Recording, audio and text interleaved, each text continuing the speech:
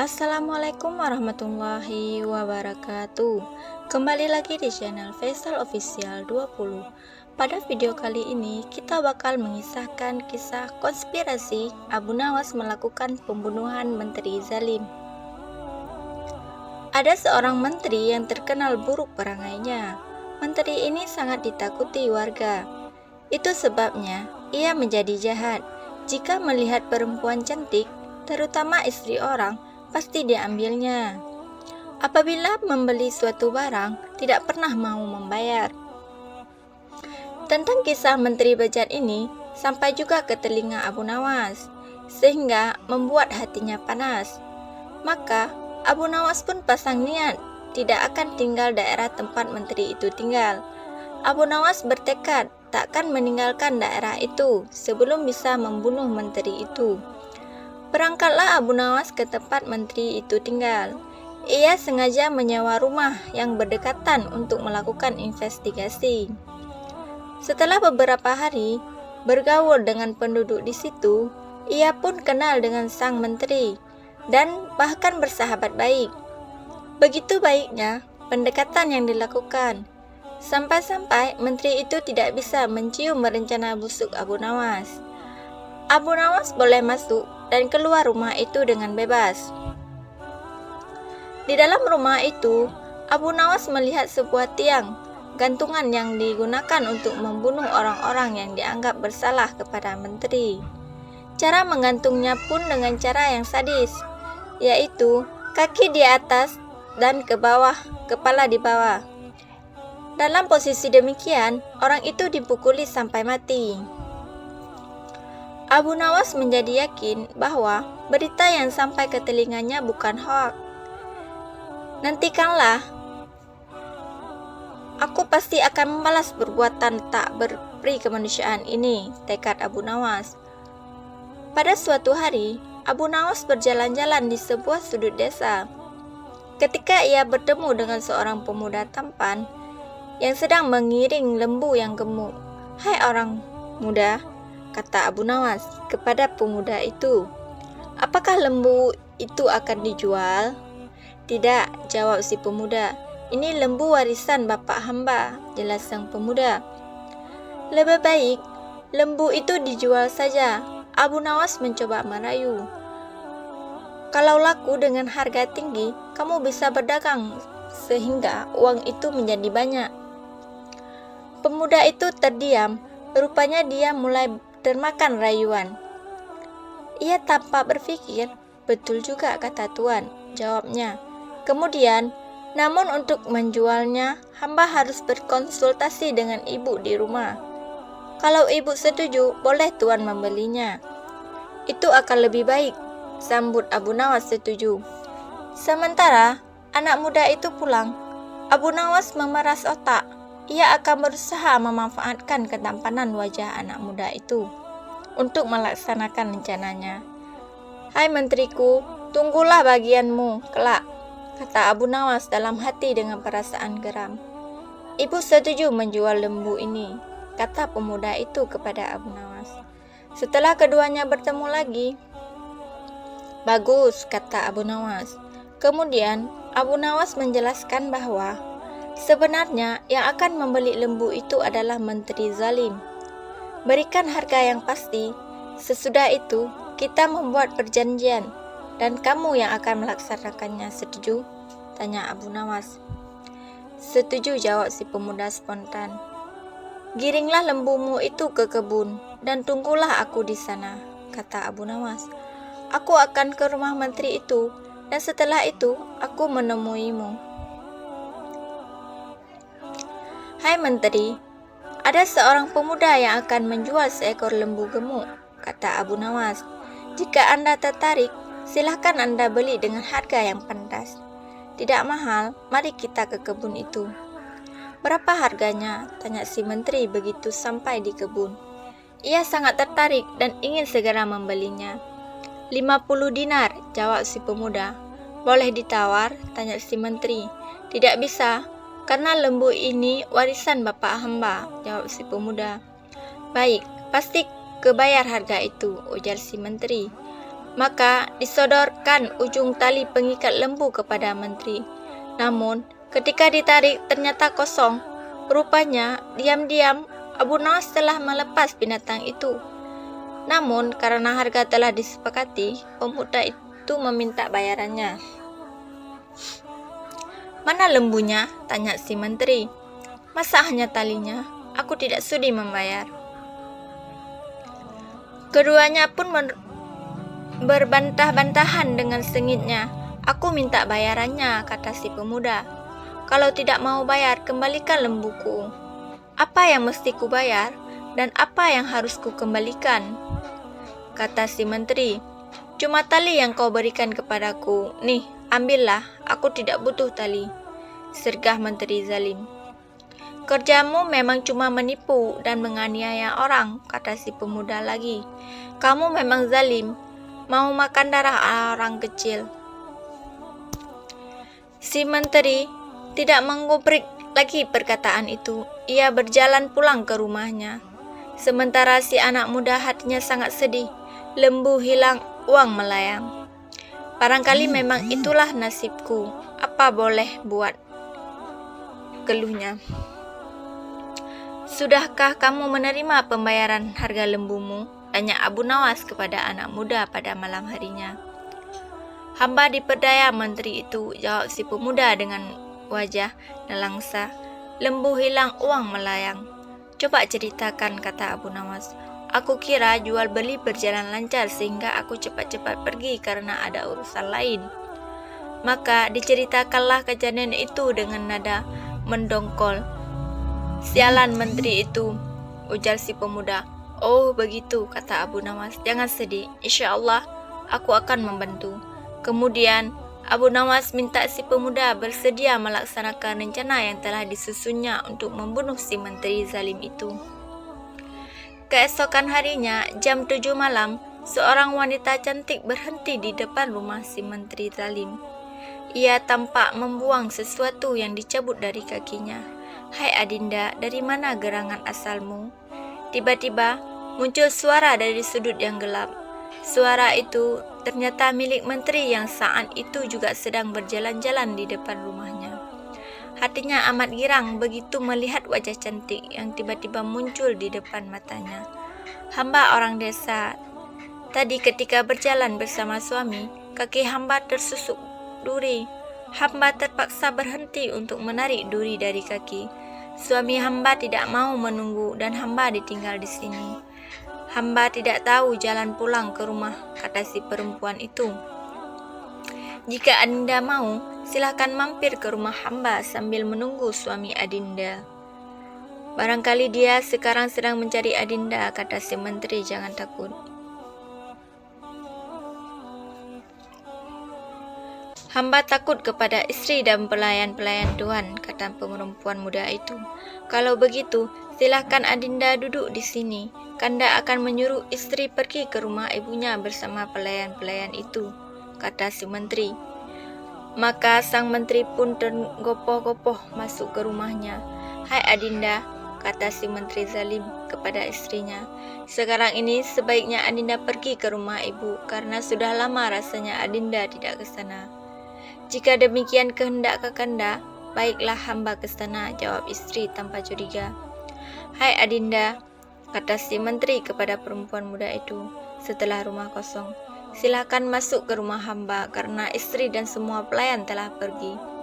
"Baiklah," kata si perempuan sambil mengikuti langkah si menteri.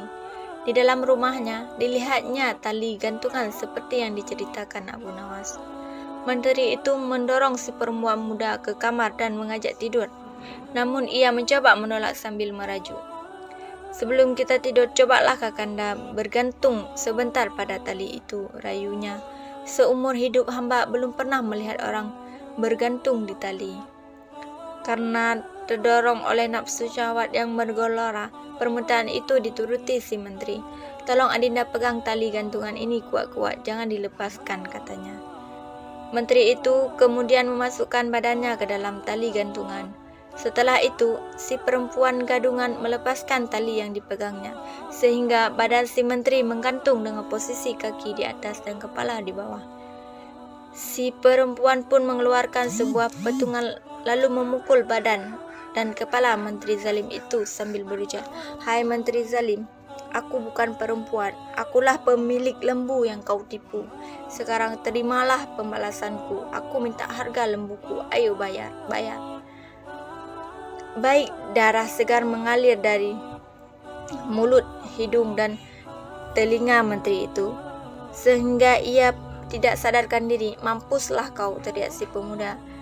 Mengira bahwa si menteri sudah mati, masuklah perempuan palsu itu ke dalam rumah dan menjarah barang-barang yang ada. Sesudah itu, barulah ia pulang dengan mengondol harta kekayaan si menteri zalim. Di tempat lain, si istri menteri mendapat firasat buruk. Dadanya sering berdebar-debar keras. "Ada apa gerangan di rumahku?" pikirnya dalam hati. Maka dengan bergegas pulanglah ia ke rumah. Setiba di rumah, ia menjerit-jerit histeris lantaran dilihatnya suami tergantung, pingsan dengan kepala berdarah dan harta bendanya ludes. Ketika tali gantungan dilepas, ternyata suaminya masih bernafas meski terengah-rengah. Kemudian dipercikkan air mawar ke sekujur tubuhnya dan kepala menteri hingga siuman dan membuka matanya. "Ya Kakanda," ucap si istri sambil menangis meratapi nasib suaminya. "Kenapa Kanda bisa begini?" Si menteri tidak bisa segera menjawab pertanyaan itu. Tapi lambat laun setelah kesadarannya mulai pulih, ia pun bisa menceritakan semua yang dialaminya. Setelah itu, ia jatuh sakit. Abu Nawas khawatir dengan mendengar kabar itu. Buru-buru ditemui si anak muda itu di rumahnya. "Mengapa tidak kamu matikan dia?" tanya Abu Nawas. "Bukankah aku sudah pesan, jangan kamu tinggal sebelum dia mati? Sekarang sebaiknya kamu tambah penyakit menteri itu supaya mati." "Bagaimana caranya?" tanya si pemuda. Ia tidak kalah khawatir dengan Abu Nawas. "Berpura-puralah menjadi dukun, karena saat ini menteri itu sedang mencari dukun," kata Abu Nawas. "Selanjutnya, usahakan dengan caramu sendiri agar rumah itu kosong. Dan setelah kosong, pukulilah menteri itu sampai mati. Sebelum mati, jangan kamu tinggalkan dia." Esok harinya, datanglah seorang kakek tua bertongkat ke rumah menteri itu. Ia memakai jubah panjang dan sorban putih dengan langkah terbungkuk-bungkuk.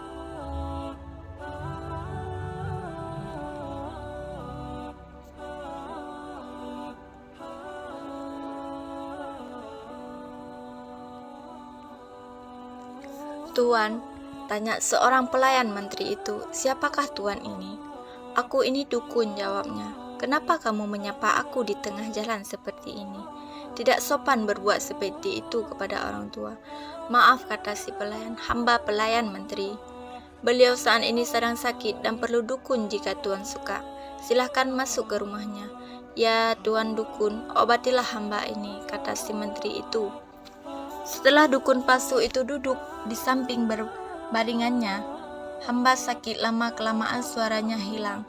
Moga-moga hamba bisa mengobati tuan," jawab si dukun. "Tapi, bisakah pelayan-pelayan ini disuruh mencari daun kayu lengkap dengan akarnya?" "Daun itu memang sulit dicari, tetapi banyak gunanya untuk penyembuhan tuan." Menteri itu pun kemudian menyuruh 3 orang pelayan untuk memenuhi permintaan dukun. Tak lama kemudian, dukun itu berkata lagi, "Maaf, hamba lupa. Ada lagi daun kayu yang lain yang hamba butuhkan. Tolong pelayan yang lain disuruh mencari." Maka menteri itu pun menyuruh pelayan lainnya, sehingga rumah itu kosong karena anak istri menteri itu sebelumnya sudah pergi keluar rumah. Setelah yakin bahwa rumah itu kosong, diambil sebuah petungan dan dipukulnya sekujur badan menteri itu sampai babak belur dan mengeluarkan darah dari hidung, telinga, dan mulutnya. "Hai menteri, aku bukan dukun, tapi pemilik lembu yang kamu tipu. Mana bayaranmu?" katanya. Menteri itu pingsan dan tidak bernafas lagi. Dikiranya si menteri sudah mati. Cepat-cepat dukun itu pergi, karena khawatir para pelayan itu segera kembali. "Puas hatiku karena menteri itu sudah mati," pikir si dukun palsu. Kira-kira 1 jam kemudian, para pelayan itu kembali dengan tangan hampa diikuti oleh istri menteri.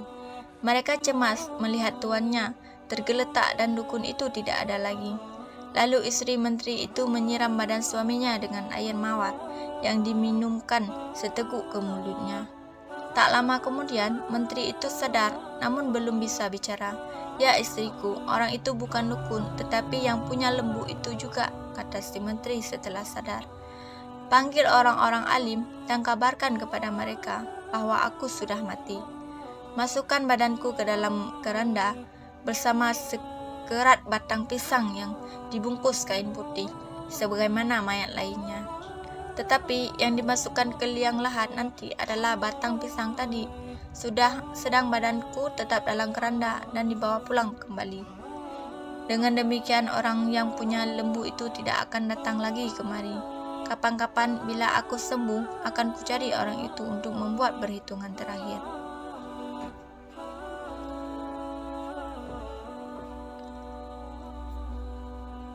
Semua pesan itu dikerjakan oleh istri menteri itu dengan baik. Tetap dasar Abu Nawas. Ia berhasil mencium akal busuk itu. Maka ditemuinya si pemilik lembu. "Kenapa tidak kamu pukul sampai menteri itu?" bertanya Abu Nawas. "Orang itu sudah mati," kata si pemuda. "Ia tidak bergerak dan tidak bernafas lagi karena darah keluar dari hidung dan telinganya. Saat ini menteri itu masih hidup tapi pura-pura mati," kata Abu Nawas. Lalu diceritakannya rencana menteri tadi dan rencananya sendiri agar menteri itu benar-benar mati. "Sebab jika ia masih hidup juga, aku tidak dapat menjamin nasibmu kelak," jelasnya. "Hai saudara, maukah Anda aku bayar untuk menaiki kuda yang cepat larinya?" kata Abu Nawas kepada seorang joki yang berbadan tinggi tegap. Dekatilah kuburan menteri itu. Jika jenazah sudah sampai di liang kubur, berteriaklah keras-keras, "Akulah pemilik lembu." Kemudian, "Pajulah kudamu sekecang-kecangnya." "Setuju," ujar Abu Nawas. Joki ini setuju dan Abu Nawas langsung memberi uang. "Pergilah," kata Abu Nawas kemudian. Esok harinya, iring-iringan jenazah menteri itu berangkat dari rumah lengkap dengan orang besar, orang alim, sanak keluarga, dan sahabat almarhum. Begitu sampai dekat liang lahat, terdengar teriakan, "Akulah pemilik lembu." Suasana di kuburan menjadi kacau karena para pelayat kemudian berlarian ingin mengejar orang yang berteriak tadi. Namun apalagi orang yang dikejar sudah kabur dengan kudanya, sementara keranda ditinggal tidak terurus. Pada saat itulah si pemuda pemilik lembu yang sebenarnya muncul. Rupanya ia ikut dalam barisan pelayat. "Hai menteri, akulah pemilik lembu yang kamu tipu. Sekarang saatnya kamu harus membayar lunas utangmu. Tidak akan kubiarkan nyawamu tetap bersarang di badanmu." Lalu dipukulnya menteri itu sekuat tenaga hingga benar-benar mati. Setelah itu ia pulang ke rumah. Akan halnya joki tadi, akhirnya ia terkejar dan tertangkap dan kemudian dibawa ke kuburan menteri. Upacara pemakaman yang tadinya hanya pura-pura menjadi upacara sungguhan karena menteri yang diusung di dalam keranda itu benar-benar mati. Badannya hancur dan tidak bernafas lagi, tanpa diketahui siapa pelakunya. Hal itu mengagetkan seluruh pelayat. Setelah itu, orang-orang pulang ke rumah masing-masing dengan hati masyghul dan heran, sedangkan si joki dibawa oleh anak-anak menteri ke rumahnya. "Apa sebab kamu berteriak dan mengaku sebagai orang yang punya lembu?" tanya mereka. "Aku tidak tahu sebabnya, aku hanya diupah untuk berteriak seperti itu," jawab si joki. "Siapa yang mengupahmu?" tanya anak-anak menteri. "Abu Nawas," jawab si joki. "Hai Abu Nawas," kata anak menteri setelah menemukan Abu Nawas, "kenapa kamu mengupah untuk berteriak seperti itu dan menganiaya bapakku?" "Menganiaya bapakmu?" Abu Nawas balik bertanya. "Bertanyalah yang benar. Engkau suruh orang itu berteriak mengaku sebagai orang yang punya lembu.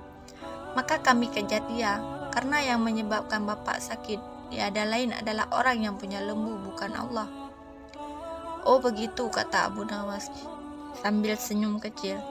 "Jadi kamu tidak tahu bahwa orang yang punya lembu itu sudah ditakdirkan Allah untuk berbuat demikian karena bapakmu terlalu zalim." Anak menteri itu terdiam, sebab ia tahu semua perbuatan bapaknya. Barangkali memang demikian takdir bapakku, pikirnya. dalam hati sambil berjalan pulang ke rumah. Warga kota itu, termasuk orang yang punya lembu, merasa senang dan tenang hatinya karena tidak ada lagi orang yang akan berbuat zalim. Sedangkan Abu Nawas segera kembali ke rumahnya. Niatku sudah terlaksana, pikirnya. Siapa tahu barangkali Khalifah Harun al-Rasyid sedang menanti kedatanganku ke istana beliau. Lagi pula, aku juga sudah sangat rindu kepada Baginda Sultan.